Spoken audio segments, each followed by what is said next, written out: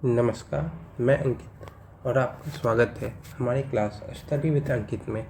और आज का तारीख है 7 फरवरी। तो हम आज देखेंगे कि इंडियन एक्सप्रेस न्यूज़पेपर में क्या क्या आर्टिकल आए हुए हैं। तो चलिए शुरू करते हैं आज का क्लास और स्टार्ट करते हैं। सबसे पहला आज का टॉपिक है engaging with US to ensure deportees are not ill treated, Jaishankar in house. मतलब कि भारत अमेरिका के साथ बातचीत में है कि जो भी वहाँ से डिपोर्ट किए जा रहे हैं इलीगल माइग्रेंट्स, वो अच्छे से है, उनके साथ कुछ मिसबिहेव ना किया जाए। US rule permits USA use of restraint deportation not new. मतलब कि जो ये डिपोर्ट हो रहे हैं वहाँ से, ये कोई नई बात नहीं है, पहले भी ऐसा हो चुका है। तो ये न्यूज में क्यों है? क्योंकि यूएस का जो बॉर्डर पेट्रोल है टीम है, उन्होंने एक वीडियो रिलीज किया था सोशल मीडिया पे, जिस पे जो भी डिपोटीज थे उनके हाथों में हथकड़ी थी और पैरों में भी जंजीरें बंधी हुई थी। तो यहाँ से ये न्यूज़ बाहर हुई और ये इंडियन गवर्नमेंट के अपोजिशन टीम के पास भी गई। तो उन्होंने सेंट्रल गवर्नमेंट पे इल्ज़ाम लगाया कि गवर्नमेंट ने अपना विमान एयरक्राफ्ट क्यों नहीं भेजा था और उनके साथ इनह्यूमन ट्रीटमेंट हुआ। मतलब उनके साथ जो भी ट्रीटमेंट हो यो ह्यूमन राइट्स के अगेंस्ट था। तो इसके बारे में डिस्कस करते हैं। उससे पहले सबसे पहले ये जानना ज़रूरी है कि इतना यूएस और इंडिया के रिलेशन पे ध्यान क्यों गया है। क्योंकि कोई भी गवर्नमेंट आती है उसका देखा जाता है कि दूसरे देशों के साथ कैसा रिलेशन है। तो पर इंडिया का अभी जो इंडियन फॉरेन रिलेशन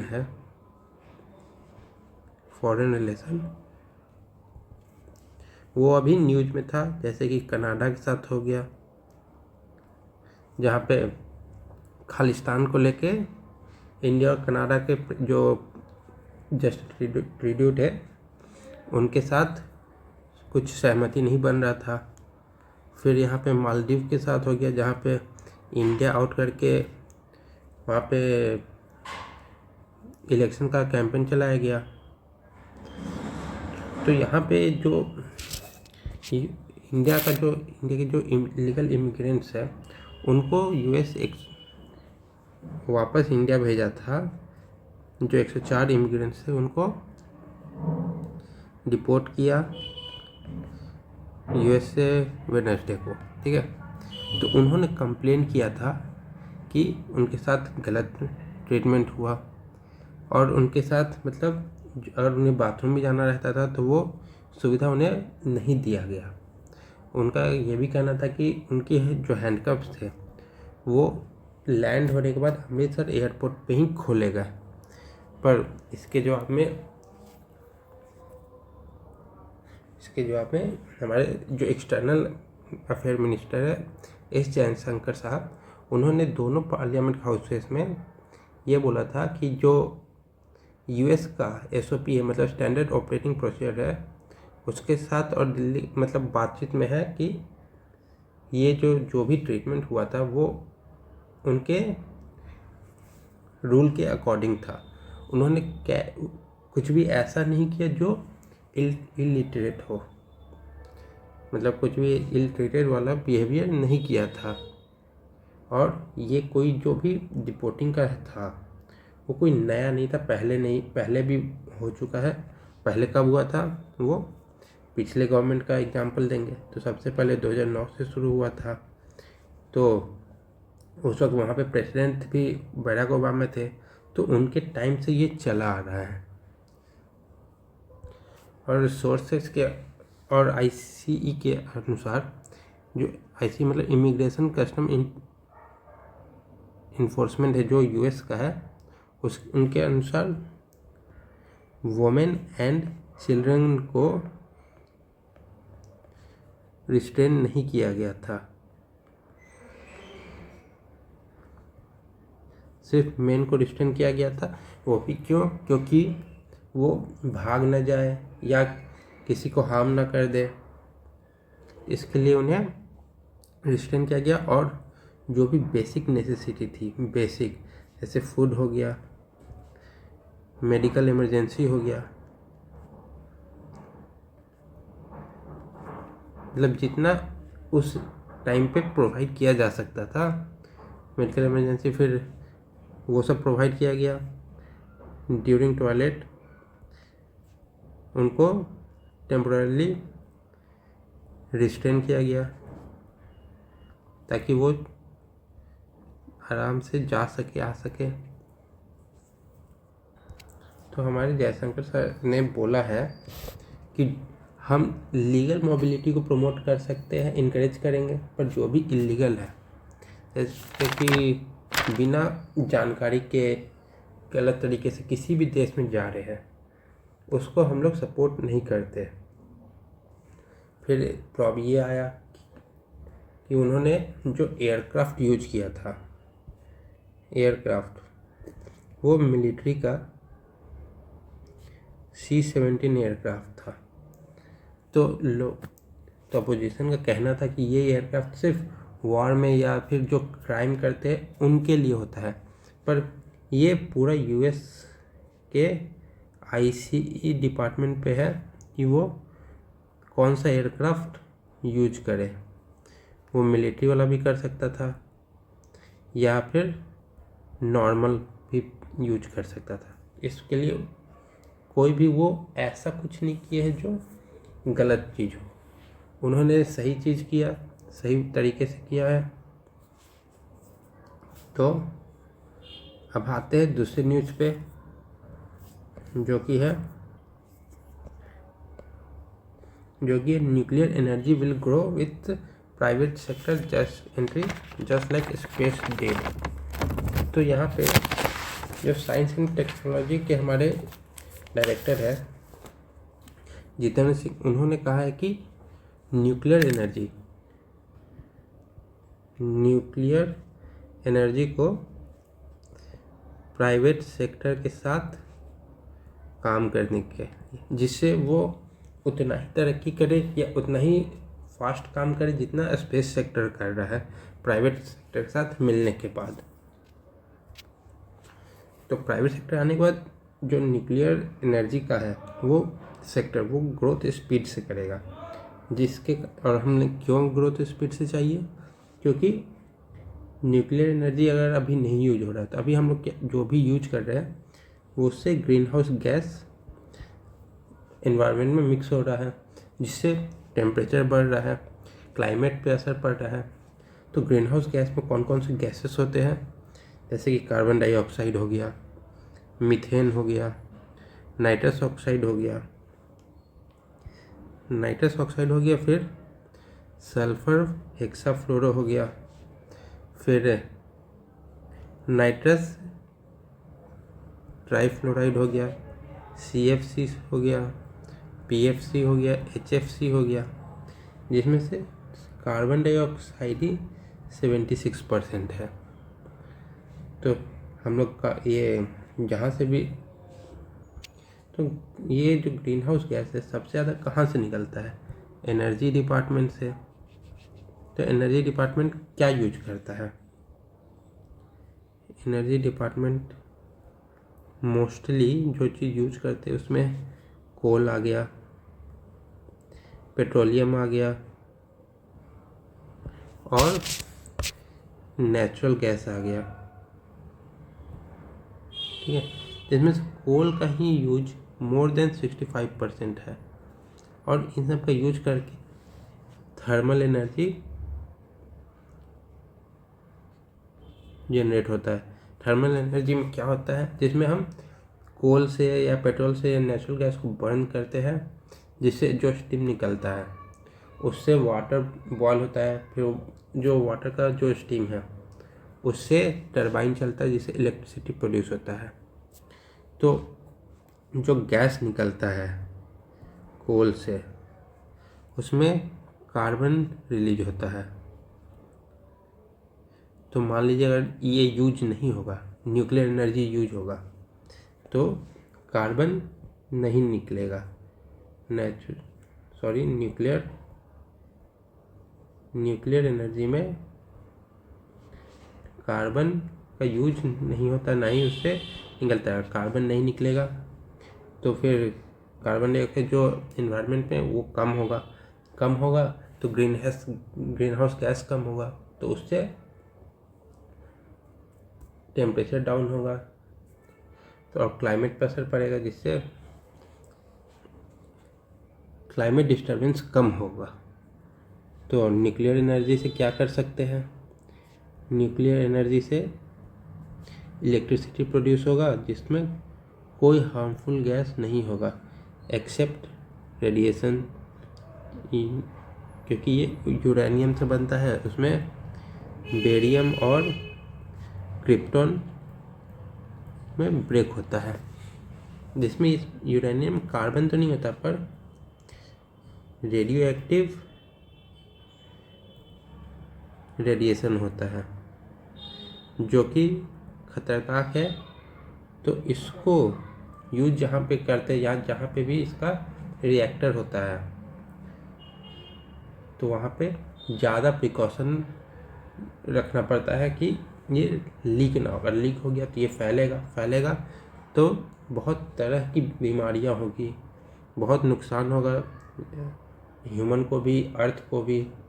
तो वहाँ पे थोड़ा सा हमें ज़्यादा सावधानी बरतना होगा। तो इससे कार्बन कम होगा, ग्रीन हाउस गैस कम होगा और इससे मतलब क्लाइमेट को बहुत फ़ायदा होगा, एटमॉस्फेयर सही होगा।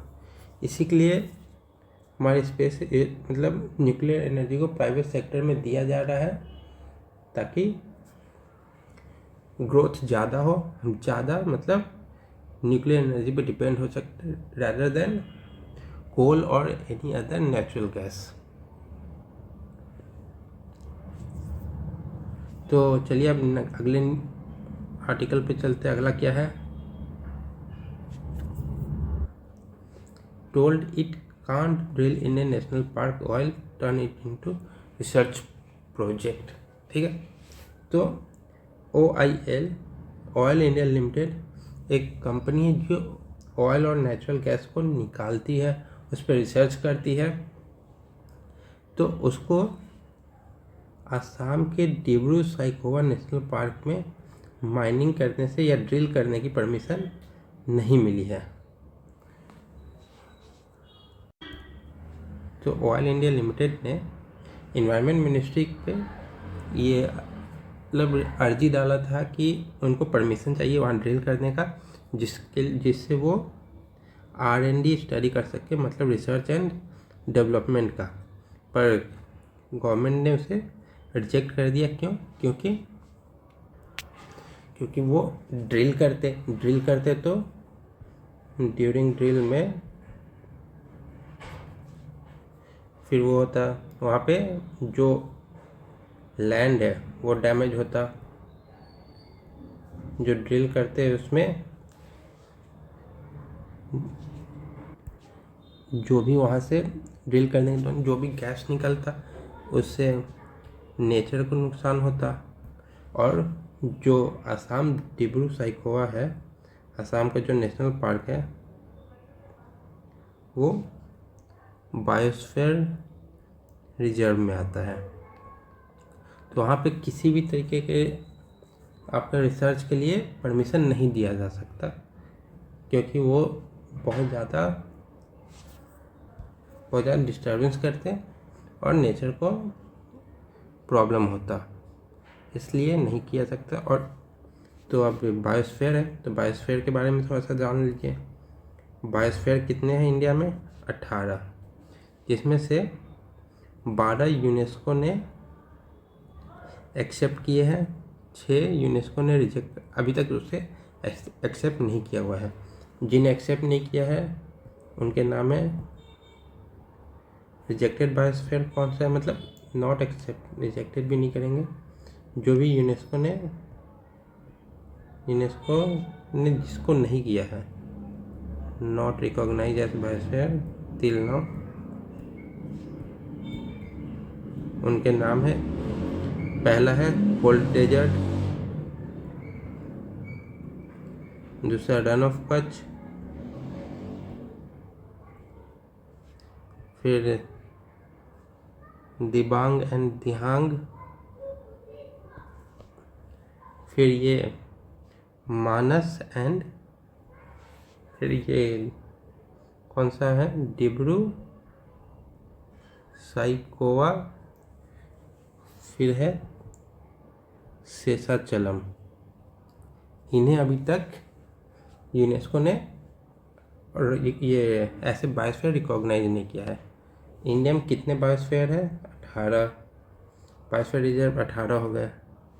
नेशनल पार्क कितने हैं? 106। फिर से वाइल्ड लाइफ सेंचुरी कितने हैं? 573। रामसर साइट कितने हैं? 89।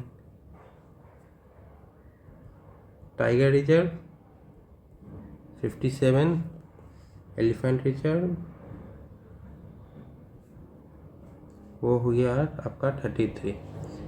तो जो सबसे लेटेस्ट जो शामिल हुआ इसमें, जो भी बायोस्फीयर रिजर्व है इंडिया का, वो है पन्ना।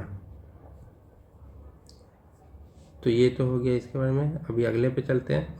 Chandrayaan 4 launch in 2027 and Samudrayaan in 2026 to be explore seabed.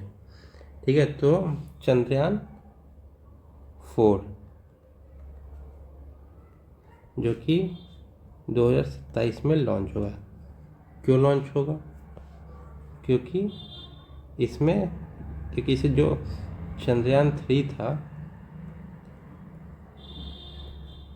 जो उसका विक्रम जो लैंडर है, उसको इससे वापस लाना है। ठीक है, तो हमारा लास्ट जो चंद्रयान था, चंद्रयान ये हो गया 4। तो चंद्रयान जो 3 था उसमें विक्रम लैंडर था और प्रज्ञान रोवर था।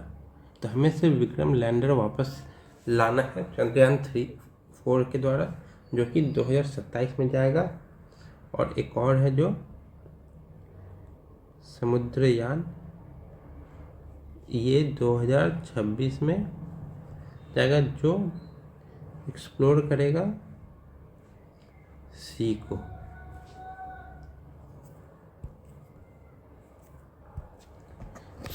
तो India will launch the Chandrayaan 4 mission to bring back sample of moon rocks to the earth in 2027, जो कि हमारा विक्रम लैंडर में मौजूद रहेगा।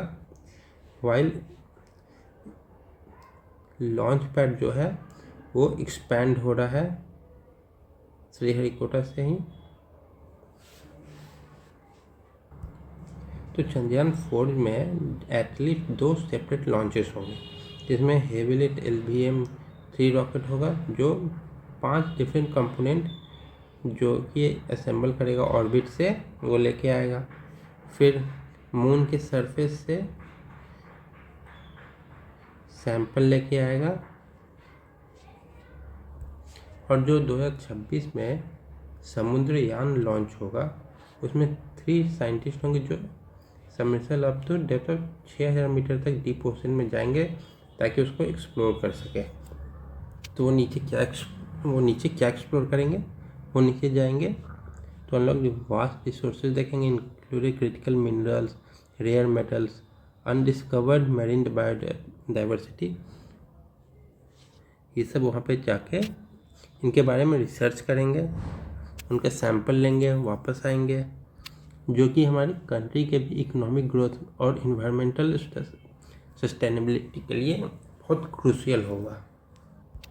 और हम लोग हेवी जो लॉन्च पैड होता है, मतलब हेवी जो रॉकेट हो गया, उसके लिए लॉन्च पैड बना रहे हैं, जो कि श्रीहरिकोटा के अलावा कहीं होगा, जो कि है तमिलनाडु का टूटीकोरिन डिस्ट्रिक्ट में, जहाँ से जो अभी स्मॉल सैटेलाइट्स लॉन्च होते हैं।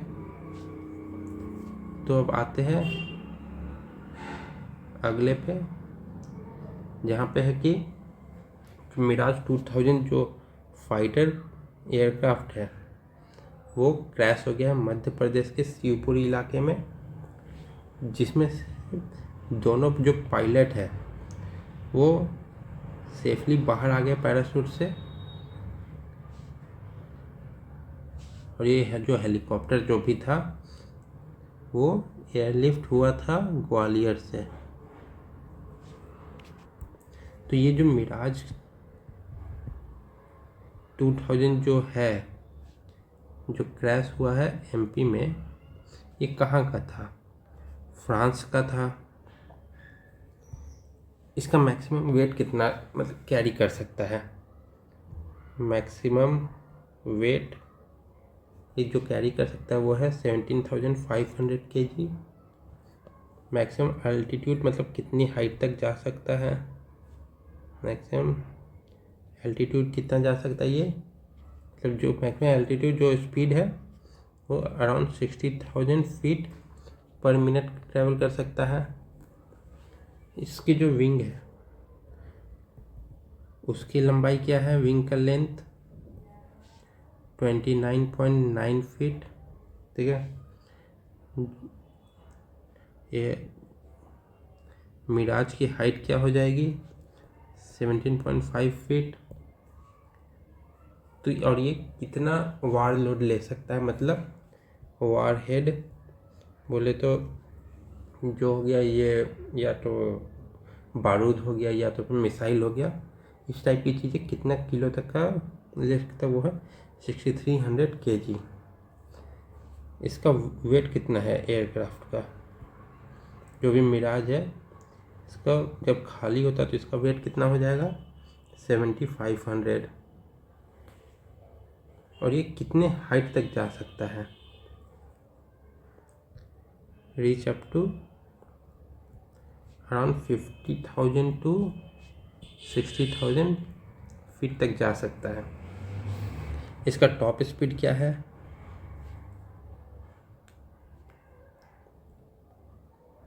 2300 से 2500 किलोमीटर पर आवर का जो इसका स्पीड है, इस स्पीड से ये जा सकता है। तो आज के लिए इतना ही रखते हैं। अब कल फिर मिलेंगे दूसरे जो भी नए नए न्यूज आएंगे उससे। तब तक के लिए थैंक यू सो मच।